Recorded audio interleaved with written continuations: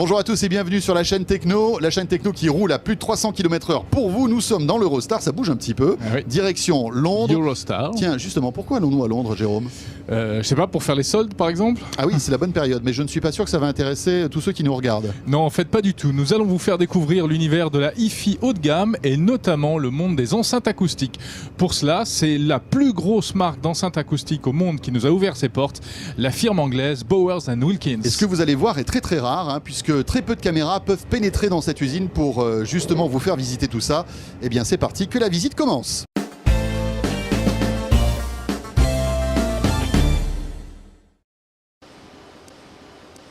Nous sommes donc à Worthing, dans le sud de l'Angleterre, juste à côté de Brighton, une zone de villégiature historiquement pour l'Angleterre. Et nous sommes ici, bizarrement, dans un site purement industriel. Alors donc c'est une usine, et qu'est-ce qu'on fabrique dans cette usine? Donc dans cette usine, c'est ici que sont fabriquées en fait les enceintes Bowers & Wilkins série 800 Diamond. Toutes les étapes de fabrication de la série 800 sont effectuées dans cette usine, intégralement dans cette usine. Et il n'y a, pour ainsi dire, quasiment rien de sous-traité, sinon certains petits éléments finis. Mais toute l'enceinte est construite d'un bout à l'autre, y compris l'ébénisterie, le dessus, le dessous, les côtés. Vraiment, toute l'enceinte est construite ici, en interne. En quelques mots, comment est-ce qu'on construit une enceinte? Ouais, quelles sont les différentes étapes? Il y en a une multitude. Le tour de l'usine permet de se faire une vague idée en fait, de chacune des étapes. La première étape par laquelle en général on commence la visite de l'usine, c'est la fabrication bien entendu des caisses elles-mêmes. En fait, plutôt que d'utiliser du bois, je dirais entre guillemets naturel, qui amènerait à avoir des problèmes de longévité dans le temps, puisque le bois de travail, c'est connu. Donc là, en fait, on utilise plusieurs couches de bois qui sont collées entre guillemets en lamellé, les unes sur les autres. Par exemple, le dessus d'une enceinte 805, qui est donc la plus petite enceinte de la série 800, est constituée de 27 épaisseurs de bois différentes, entremaillées les unes des autres en fonction du fil du bois, en sorte d'obtenir une rigidité optimale tout en ayant une légèreté quand même acceptable. D'accord, donc après, la prochaine étape après tout ce qui est ébénisterie, on s'attaque à quoi? Alors on va s'attaquer à l'intérieur de l'ébénisterie puisque BW a une particularité, ils utilisent dans leur série 800 un procédé qui s'appelle le procédé Matrix qui va permettre en fait au son de se perdre à l'intérieur de l'enceinte en sorte de jamais revenir perturber le fonctionnement du haut-parleur lui-même. Il faut que le son qui est produit par le haut-parleur soit le plus pur possible et ne soit jamais gêné par un son qui aurait été produit quelques secondes avant ou millièmes de seconde auparavant. Comment ils font pour ça? Comment ils font pour ça? En fait, c'est tout simplement un espèce de casier de bouteille.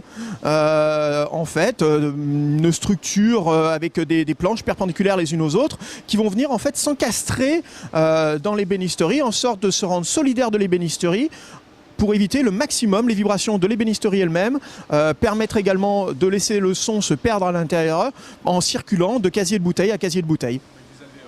Des alvéoles, exactement. Bon, et après on passe au vif du sujet, ce qui va créer le son, hein, c'est-à-dire les Twitter, Boomer, etc., Medium. Là, il y a une particularité aussi chez Bien sûr, BW. en fait, chaque haut-parleur utilise le meilleur de la technologie par rapport à ce pourquoi il va être dédié. Par exemple, le Boomer va utiliser des membranes qui sont des sandwichs d'un matériau qui s'appelle le Roacel avec une couche de fibres de carbone. On va retrouver une autre technologie pareille avec des matériaux d'avant-garde qui est le Kevlar dans les médiums, où là aussi c'est une des propriétés du Kevlar qui est utilisée pour sa rigidité, sa légèreté, sa capacité à éviter encore une fois des sons parasites de se propager dans le haut-parleur et venir perturber le message initial, en sorte encore une fois d'avoir le son le plus pur possible. C'est ici qu'on va fabriquer la membrane Kevlar qui arrive en fait sous forme de rouleau non découpé. On va découper bien entendu un cercle, on va le mettre en forme, on va l'imprégner en sorte de boucher les pores du Kevlar, etc., etc. Et ça, c'est valable pour chacun des éléments constitutifs des haut-parleurs. C'est ici aussi que vont être faites les bobines sur leur support. C'est ici qu'on va assembler les bobines avec les membranes. C'est ici qu'on va mettre ça dans les châssis, qu'on va magnétiser les aimants.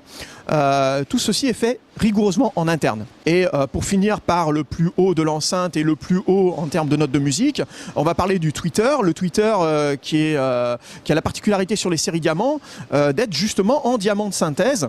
Matériau très résistant. Très résistant et extrêmement léger. Ce qui va permettre en fait d'avoir un comportement du tweeter quasiment comme un piston parfait. Le son est une vibration de l'air et en fait le tweeter diamant va permettre d'avoir un déplacement parfait comme une pompe à vélo, pour parler un petit peu vulgaire. Les enceintes sont fabriquées toutes n'importe comment ou bien deux par deux? Alors, elles sont obligatoirement fabriquées à la paire. C'est tout particulièrement important pour les finitions bois, puisque ce sont des finitions véritables, bois véritable. Et ce qu'il faut, c'est arriver à faire en sorte que la paire d'enceintes ait le même veinage de bois. Et malheureusement, si au cours de la fabrication, il y a un incident, on peut imaginer une enceinte qui tombe, un technicien qui l'arrive avec un tournevis ou je ne sais trop quel accident de production. Une enceinte est abîmée, les deux partent à la poubelle. Et puis bien sûr, il y a la procédure de test. Bien entendu, oui, chaque élément constitutif de l'enceinte est testé un par un.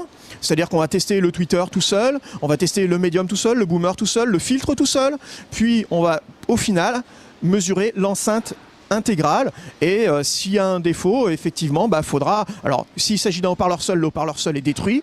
S'il s'agit de l'enceinte finalisée, on essaye de comprendre ce qui se passe et on rectifie bien entendu ce défaut jusqu'à ce que l'enceinte soit parfaite dans la courbe de référence, puisque chaque enceinte est mesurée une par une et comparée à une enceinte de référence qui est mémorisée dans le système. Il faut combien de temps pour fabriquer une paire d'enceintes? Une paire d'enceintes de la série 800, je vais prendre pour exemple la série la 804.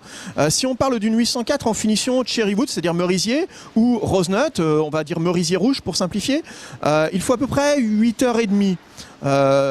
Uniquement pour la partie, je dirais, assemblage des éléments constitutifs de la caisse et la mise en place des haut-parleurs dedans.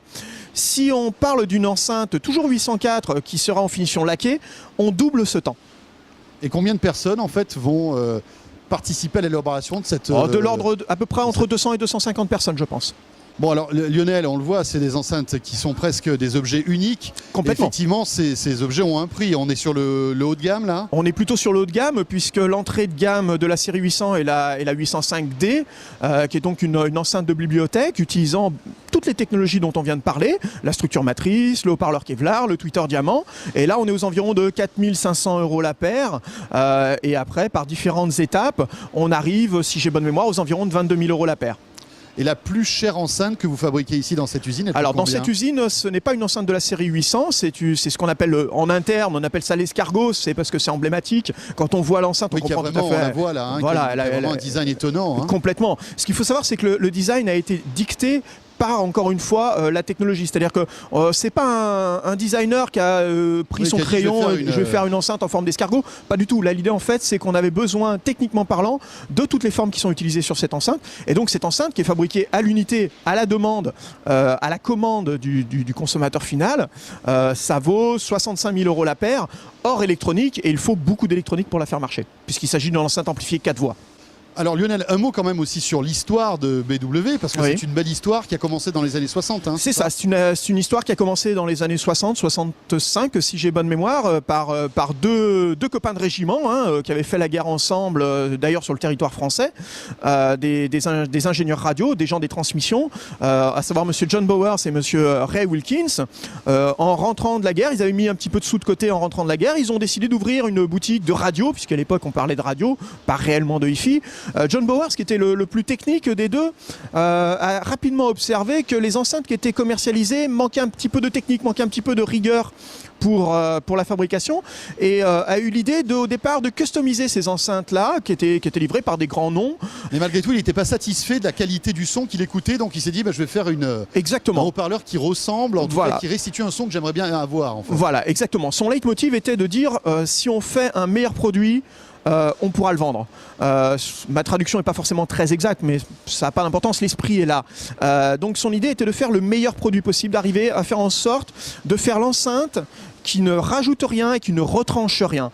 L'idée étant vraiment d'arriver à vivre l'émotion de la musique au quotidien, chez soi, en ayant le moins d'artifices qui viennent se greffer par-dessus la musique libre en fait. Alors Lionel, on se rend compte aujourd'hui que si BW devient une marque un petit peu plus grand public, c'est grâce en fait à votre arrivée sur des produits, on va dire, beaucoup plus populaires, qui sont par exemple les docks iPhone. Vous faites des casques aujourd'hui maintenant. Tout à fait. C'est un business qui devient très important chez vous aujourd'hui, ça? C'est un business qui devient très important, oui. L'idée en fait, c'est exactement toujours le même leitmotiv que le leitmotiv initial de John Bowers. Je vous ai expliqué il y a quelques secondes de ça que John Bowers disait meilleur sera le produit qu'on fera, mieux il se vendra et plus on trouvera des gens pour l'acheter. Et l'idée c'est ça, c'est qu'en fait jusqu'à présent, le monde de l'iFi voyait arriver le monde de l'iPod comme étant le monde du MP3 compressé avec un son déplorable, qu'on écoute au casque, bref, quelque chose de pas très réjouissant. Et en fait on s'est rendu compte que les capacités de ces iPod, iPhone étant de plus en plus grandes, les possibilités d'enregistrer de manière qualitative sur ces supports étaient de plus en plus courantes. Et donc la seule chose qui manquait, avant le Zeppelin, était un iPod dock qui soit en mesure de restituer les qualités potentielles de ces systèmes-là. Avant le Zeppelin, aucune marque ne s'était lancée à construire un iPod dock de cette qualité, malheureusement de ce niveau de prix aussi.